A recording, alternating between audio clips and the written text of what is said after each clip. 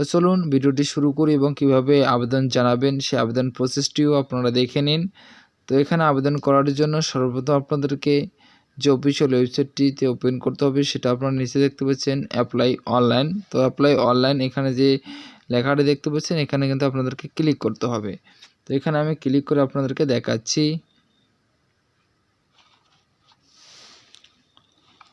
তো অ্যাপ্লাই অনলাইনে এখানে আপনারা ক্লিক করে দেবেন। তো এখানে ক্লিক করার সঙ্গে সঙ্গে কিন্তু আপনাদের সামনে সেই ফর্মটি ওপেন হয়ে যাবে। তো আপনারা কিন্তু ফর্মটি দেখতে পাচ্ছেন এখানে যে আপনাদের সামনে ফর্মটি ওপেন হয়ে গেছে। তো একটু তো ওই উপরে স্ক্রল করেন, স্ক্রল করলে এখানে দেখতে পাচ্ছেন স্টেপ 1।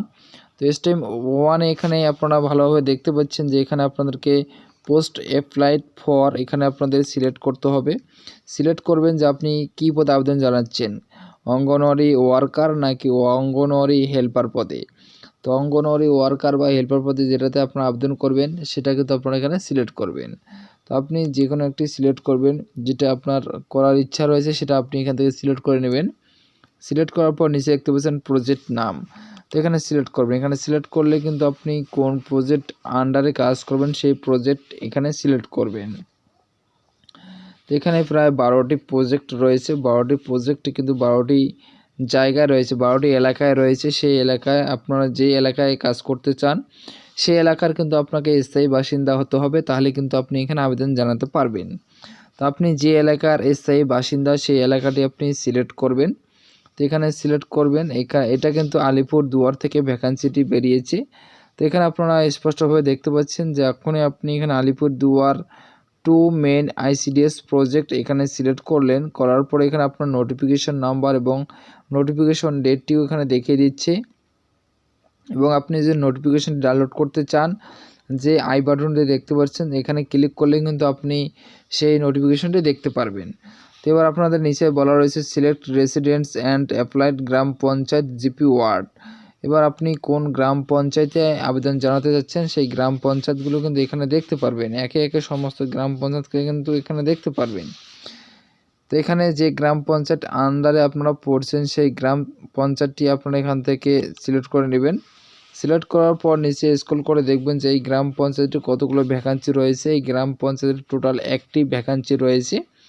এটাতে আবেদন করতে চাইলে কিন্তু আপনি যে গ্রাম পঞ্চায়েতে পড়বেন সেই গ্রাম পঞ্চায়েতকে এখানে সিলেক্ট করবেন, ঠিক আছে।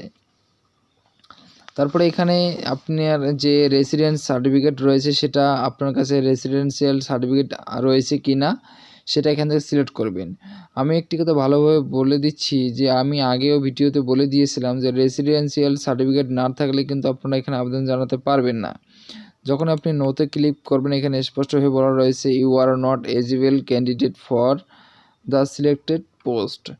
এখানে আবেদন করেছেন, আবেদন করতে পারবেন, ঠিক আছে, কিন্তু আপনি যদি পাসও করেন তাহলে কিন্তু আপনাদের এলিজিবিলিটি নাও থাকতে পারে, যে কোনো কারণবশত ক্যান্সেল হয়ে যেতে পারে। তাই আপনাদের প্রয়োজন রেসিডেন্সিয়াল সার্টিফিকেটটি তৈরি করার জন্য। তো রেসিডেন্সিয়াল সার্টিফিকেট যদি থেকে থাকে তাহলে ইয়েস করে তারপরে আপনার রেসিডেন্সিয়াল সার্টিফিকেট যে ইস্যু ডেট সেটা কিন্তু এখান থেকে আপনারা সিলেক্ট করে নেবেন, ঠিক আছে। সিলেক্ট করার পর তারপরে আপনাদের সিলেক্ট ইস্যু আপনার কোথা থেকে এটা ইস্যু করেছেন সেই ডেট সেই অ্যাড্রেসটি কিন্তু এখানে বসাবেন। বসানোর পর নিচে দেখতে পাচ্ছেন প্রসেড বাটন, তো প্রসেডে এখানে ক্লিক করবেন। ওখানে ক্লিক করার পর আপনাদের সামনে পরবর্তী স্টেপ চলে আসবে। আপনারা নিচে স্ক্রল করে দেখতে পাচ্ছেন যে স্টেপ 2 পার্সোনাল ডিটেলস।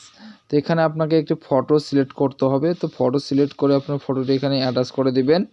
তারপর নিচে দেখতে পাচ্ছেন অ্যাপ্লিক্যান্ট নাম, যে অ্যাপ্লাই করছে তার নাম এখানে লিখে দিবেন এবং তার মোবাইল নাম্বারটা এখানে লিখে দিবেন, তার বাবার নামটি এখানে লিখে দিবেন, তার গার্জিয়ান নাম এখানে লিখে দিবেন, আপনার রিলেশনে যে গার্জিয়ান রয়েছে সেই গার্জিয়ানের নাম এখানে লিখে দিবেন। লিখে দেওয়ার পর এবং সে বিবাহিত কিনা সেটা এখান থেকে সিলেক্ট করে নেবেন, ঠিক আছে। তারপরে নিচে দেখতে পাচ্ছেন যে হাজব্যান্ড নাম, যদি বিবাহ হয়ে থাকে তাহলে হাজব্যান্ড নাম অবশ্যই দিতে হবে। অটোমেটিক ফিমেল এখানে সিলেক্ট করাই থাকবে, ন্যাশনালিটি ইন্ডিয়া সিলেক্ট করাই থাকবে এবং তার ডেট অফ বার্থ কী রয়েছে সেটা এখান থেকে সিলেক্ট করবেন। এবং স্টেপ 3তে দেখতে পাচ্ছেন প্রেজেন্ট এবং পার্মানেন্ট অ্যাড্রেস দুটি আপনাদেরকে এখানে ফিল আপ করতে হবে এবং অ্যাড্রেস লাইন 1 এখানে আপনাদের সমস্ত অ্যাড্রেসটি দিতে হবে এবং ভিলেজ বা ওয়ার্ড নাম্বার এখানে বসাতে হবে। স্টেট অটোমেটিক দেওয়াই থাকবে এবং সিলেক্ট ডিস্ট্রিক্ট এখানে আপনাকে ডিস্ট্রিক্টটি সিলেক্ট করতে হবে। আপনি কোন ডিস্ট্রিক্ট থেকে এখানে আবেদন জানাচ্ছেন সেই ডিস্ট্রিক্টটি কিন্তু অবশ্যই আপনাকে এখানে ফিল আপ করতে হবে। যেহেতু আলিপুরদুয়ার থেকে এই ভ্যাকান্সিটি বেরিয়েছে, তাই আলিপুরদুয়ার এখানে সিলেক্ট করবেন এবং সাব ডিস্ট্রিক্ট কী রয়েছে আপনার সেই সাব ডিস্ট্রিক্ট এখানে সিলেক্ট করবেন এবং ব্লক না মিউনিসিপ্যালিটি সেটা এখান থেকে সিলেক্ট করবেন এবং আপনার কোন ভিডিও অফিস রয়েছে সেই ভিডিও অফিসের আন্ডারে পড়ছেন সেই ভিডিও অফিসটি এখান থেকে সিলেক্ট করে নেবেন। তারপরে আপনার যে পুলিশ স্টেশন সেই পুলিশ স্টেশন এখানে লিখে দিবেন এবং পোস্ট অফিস কী রয়েছে সেটা এখানে লিখে দিবেন। পিনকোড কী রয়েছে সেই পিনকোডটি এখানে ইনপুট করবেন এবং প্রেজেন্ট অ্যান্ড পার্মানেন্ট অ্যাড্রেস যদি সেম হয়ে থাকে তাহলে টিক বক্স দেখতে পাচ্ছেন এখানে টিক বক্স করে দেবেন। টিক বক্স করে দিলে কিন্তু এই 4 নাম্বার ফর্মে আপনাদেরকে কিচ্ছু করতে হবে না, এটা অটোমেটিক ফিল আপ হয়ে যাবে। স্টেপ 5-এ চলে আসবেন। স্টেপ 5-এ চলে আসার পর এখানে দেখতে পাচ্ছেন আইডি প্রুফ ডিটেলস। তো আইডি প্রুফ ডিটেলসের ঘরে এখানে দেখতে পাচ্ছেন আপনার আইডি ফটো আইডি কার্ড হিসাবে কী দিতে চাচ্ছেন সেটা এখান থেকে সিলেক্ট করবেন। Aadhaar card, driving licence, PAN card, passport, voter card এবং অন্য কার্ড। আপনারা এখান থেকে আধার কার্ড দিয়ে কাজটি করবেন। আধার কার্ড লিখে দেওয়ার পর আধার কার্ড নাম্বারটি এখানে বসাবেন। বসানোর পর স্টেপ 6-এ চলে আসবেন। স্টেপ 6 এখানে দেখতে পাচ্ছেন যে কাস্ট সার্টিফিকেটের ডিটেলস, অর্থাৎ ক্যাটাগরি কী রয়েছে, এসসি এসটি ওবিসি যেটা রয়েছে সেটা কিন্তু এখান থেকে আপনারা সিলেক্ট করে নেবেন। সিলেক্ট করে নেওয়ার পর এখানে আপনার স্টেট কী রয়েছে সেটা এখানে অটোমেটিক সিলেক্ট করে থাকবে এবং ডিস্ট্রিক্ট কী রয়েছে, কোন ডিস্ট্রিক্ট থেকে আপনাদের এই কাস্ট সার্টিফিকেটটি ইস্যু করেছেন সেটা এখান থেকে সিলেক্ট করবেন এবং সাব ডিস্ট্রিক্ট কী রয়েছে সেটা এখান থেকে সিলেক্ট করবেন এবং সার্টিফিকেট নাম্বারটি এখানে বসিয়ে দেবেন। বসিয়ে দেওয়ার পর কত তারিখে এটা ইস্যু হয়েছে সেই ইস্যু ডেটটি এখানে বসাবেন। বসানোর পর 7 নম্বরে দেখতে পাচ্ছেন স্টেপ 7, এখানে ডিসেবিলিটি স্ট্যাটাস, অর্থাৎ আপনি হ্যান্ডিক্যাপ কিনা। যদি হ্যান্ডিক্যাপ হন তাহলে ইয়েস করবেন, আর যদি হ্যান্ডিক্যাপ না হন তাহলে নোয়ে ক্লিক করবেন।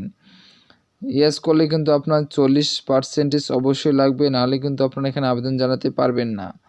তাই আপনারা নোয়ে ক্লিক করে তারপরে স্টেপ 8-এ দেখতে পাচ্ছেন যে এডুকেশন কোয়ালিফিকেশন ডিটেলস, এখানে ম্যান্ডেটরি দেওয়া রয়েছে 12 পাস। তো পাসিং ইয়ার কত রয়েছে সেটা এখান থেকে লিখে দিবেন। তারপরে আপনার কোন ইনস্টিটিউট অর্থাৎ কোন স্কুল থেকে পাস করেছেন সেই স্কুলের নাম লিখবেন। কত নাম্বার পেয়েছেন সেই নাম্বারটি এখানে লিখে দেবেন। লিখে দেওয়ার পর নাম্বার 9-এ দেখতে পাচ্ছেন, স্টেপ 9-এ দেখতে পাচ্ছেন হাইয়েস্ট কোয়ালিফিকেশন। যদি আপনাদের হাইয়েস্ট এর থেকে আরও উচ্চতর শিক্ষা থেকে থাকে তাহলে আপনি কি পাস করেছেন সেটা এখান থেকে লিখে দিবেন, ঠিক আছে। তারপরে এখান থেকে লিখে দেওয়ার পরে তারপরে আপনারা নিচে দেখতে পাচ্ছেন কত নাম্বার পেয়েছেন, পাসিং ইয়ার কত, কোন বোর্ড থেকে পাস করেছেন সেটা এখানে লিখে দেবেন। লিখে দেওয়ার পর নাম্বার 10-এ দেখতে পাচ্ছেন ল্যাঙ্গুয়েজ। এবার আপনি কোন ল্যাঙ্গুয়েজে কথা বলতে পারবেন বা কোন ল্যাঙ্গুয়েজে পরীক্ষা দিতে পারবেন সেই ল্যাঙ্গুয়েজটি এখান থেকে সিলেক্ট করবেন। আপনি হিন্দি জানেন নাকি বাংলা জানেন সেটা এখান থেকে সিলেক্ট করবেন।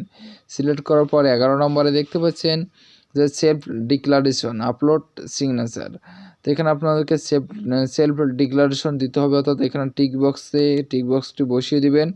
বসিয়ে দেওয়ার পর এখানে আপনার একটা সিগনেচার আপলোড করে দেবেন। সিগনেচার আপলোড করে দেওয়ার পর আপনার সাবমিটে ক্লিক করবেন।